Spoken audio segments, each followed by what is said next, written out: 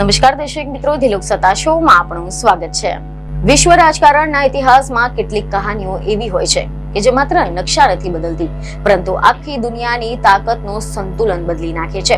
અને આજે અમે જે વાત કરવા જઈ રહ્યા છીએ કે એવી કહાનીની કે એક એવો દેશ કે જેની શરૂઆત એટલી નાની હતી કે માત્ર પૂર્વ કિનારે સીમિત હતી, પરંતુ 2 સદીમાં ખરીદી, સોદા, દબાણ, રાજકીય ચાતુર્ય અને યુદ્ધોની મદદથી તે વિશ્વની સૌથી મોટી શક્તિ બની ગયો છે. આ દેશ છે અમેરિકા. જી હા, આજે આપણે જ્યારે વિશ્વ રાજકારણના નકશા પર નજર કરીએ છીએ તો જે વિશાળ ખંડ જેટલું ફેલાયેલું છે અને દુનિયાની સૌથી શક્તિશાળી રાષ્ટ્ર તરીકે ઉભરી આવ્યું છે તે છે અમેરિકા. પરંતુ મીડિયા અહેવાલ અનુસાર એવી માહિતી સામે આવી છે કે અમેરિકા હંમેશા આટલું મોટું ન હતું.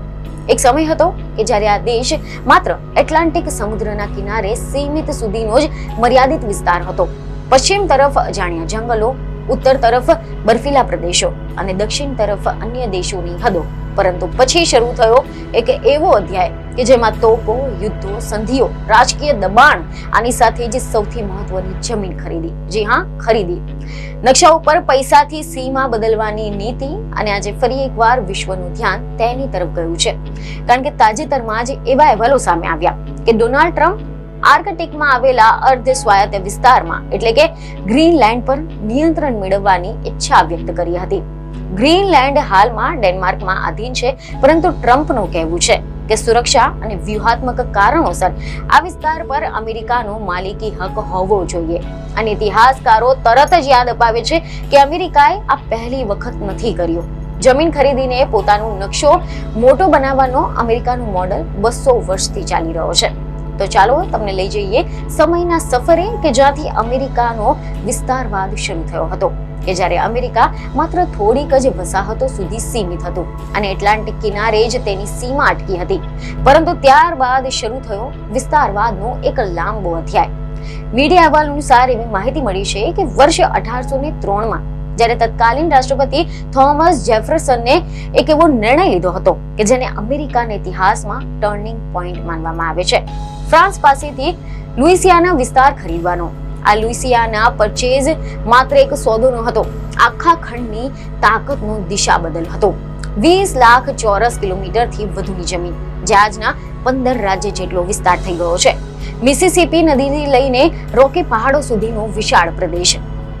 આ વિસ્તાર ત્યારે ફ્રાન્સની સૌથી મોટી વસાહત હતો. પરંતુ સેન્ટ ડોમિંગો એટલે કે આજની હૈતીમાં ગુલામોના બળવા અને બ્રિટન સાથેના યુદ્ધના ખતરાની વચ્ચે નેપોલિયન બોનાપાર્ટે નક્કી કર્યું કે આ જમીન સાંભળવી મુશ્કેલ છે અને $1.5 કરોડ અમેરિકા પાસે તેને વેચી નાખ્યું હતું, જે આજની ગણતરીએ $40 કરોડ કરતા વધુ થાય છે. આ સોદાથી અમેરિકાનું કદ બમણું થઈ ગયું. જેફરસનનું પશ્ચિમ તરફ વિસ્તરણનું જે સપનું હતું તે સાકાર થવાનું હતું. પરંતુ વિસ્તારવાદ અહીંયા અટક્યો નહીં.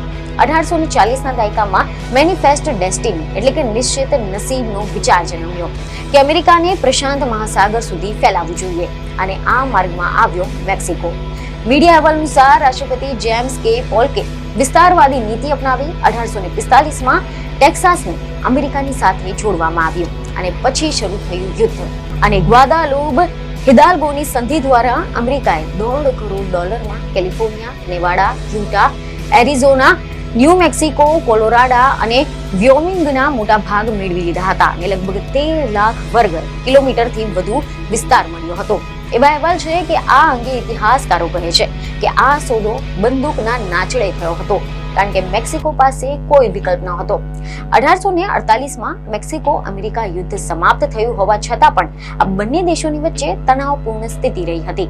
1854માં થયેલી અંતિમ સમજૂતીમાં બંને સરકારો દક્ષિણમાં મેક્સિકન વિસ્તારનો એક નાનો પટ્ટો વેચવા માટે સંમત થયા હતા, જેના પછીથી એરિઝોના અને ન્યૂ મેક્સિકોના ભાગ બની ગયા. આજ દરમિયાન 1854માં ગેટ્સડેન પરચેઝમાં દ્વારા વધારાનો પટ્ટો ખરીદાયો, જેથી કરીને ટ્રાન્સકોન્ટિનેન્ટલ રેલવે બની શકે અને અમેરિકાની દક્ષિણ બોર્ડર ફાઇનલ થઈ ગઈ. આના માટે અમેરિકાની સરકારે આ સોદા માટે લગભગ 77,000 ચોરસ કિલોમીટર જમીન માટે $1 કરોડ ચૂકવ્યા હતા. અને આ વિસ્તાર આજના અમેરિકાની દક્ષિણ બોર્ડર બની ગયો. પરંતુ સૌથી મોટો અને વિવાદાસ્પદ સોદો આવ્યો 1867માં, કે જ્યારે વિદેશ મંત્રી વિલિયમ સિવર્ડે રશિયા પાસેથી આલાસ્કા ખરીદી 15 લાખથી વધુ ચોરસ કિલોમીટર માત્ર $72 લાખ. લોકો મજાક કરતા હતા કે સિવર્ડની મૂર્ખાઈ, બરફનો ઢગલો ખરીદ્યો. પરંતુ પછીથી સોનાની ખાણો મળી, તેલ મળ્યું અને શીત યુદ્ધ દરમિયાન લશ્કરી મહત્વ વધ્યું અને આજે અલાસ્કા અમેરિકાનો સૌથી વ્યૂહાત્મક પ્રદેશ છે. અને અંતિમ મોટો સોદો 1970માં થયો. એવા અહેવાલ છે કે જ્યારે ડેનમાર્ક પાસેથી કેરેબિયનમાં આવેલા ડેનિશ વેસ્ટ ઇન્ડિઝ ખરીદાયા, જે આજે યુએસ વર્જિન આઇલેન્ડ્સ તરીકે ઓળખાય છે. $2.5 કરોડ ખરીદાયેલા આ ટાપુઓ સેન્ટ થોમસના બંદર માટે અત્યંત મહત્વના હતા. 1867 સુધીમાં આ બંને દેશના 2 ટાપુઓ $75 લાખ વેચવા માટે એક પ્રાથમિક સમજૂતી થઈ અને આ સોદો પૂરો ન કરી શક્યા કેમ કે અમેરિકન કોંગ્રેસે તેને મંજૂરી આપી ન હતી. જો કે પ્રથમ વિશ્વયુદ્ધના જોખમની વચ્ચે અમેરિકાએ વ્યૂહાત્મક કબજો કર્યો હતો. મીડિયા રિપોર્ટ અનુસાર પ્રથમ વિશ્વયુદ્ધ શરૂ થવાથી અને જર્મન સબમરીન દ્વારા અમેરિકાના જહાજો સામે ઊભા થનારા જોખમના લીધે અમેરિકાને ફરીથી તેમાં રસ જાગ્યો હતો. તેને બીક હતી કે જર્મની ડેનમાર્ક પર હુમલો કરી દેશે અને આયર્લેન્ડની સાથે સાથે સેન્ટ થોમસના વ્યૂહાત્મક રીતે મહત્વના બંદર પર પણ કબજો કરી લેશે. અમેરિકાના વિદેશ વિભાગની વેબસાઇટ અનુસાર રાષ્ટ્રપતિ વુડરો વિલ્સનના વિદેશ મંત્રીને ડેનમાર્કની ચેતવણી આપી હતી કે જો તે આ વિસ્તારને વેચવાનો ઇનકાર કરશે તો પછી અમેરિકા આયર્લેન્ડ પર કબજો કરી જશે, જેથી કરીને તેના પર બીજા કોઈનો જ કબજો થવાનો અટકાવી શકાય. અને હવે ઇતિહાસ ફરી એકવાર પોતાને જ પુનરાવર્તિત થતો દેખાઈ રહ્યો છે કે જ્યારે ટ્રમ્પ ગ્રીનલેન્ડ વિશે વાત કરે છે ત્યારે પ્રશ્ન ઉભો થાય છે કે શું અમેરિકા ફરી એકવાર જમીન ખરીદીને પોતાનો નકશો મોટો બનાવશે? શું સુરક્ષા અને વ્યૂહરચનાની સામે ફરી એકવાર કોઈ મોટો સોદો થવાનો છે?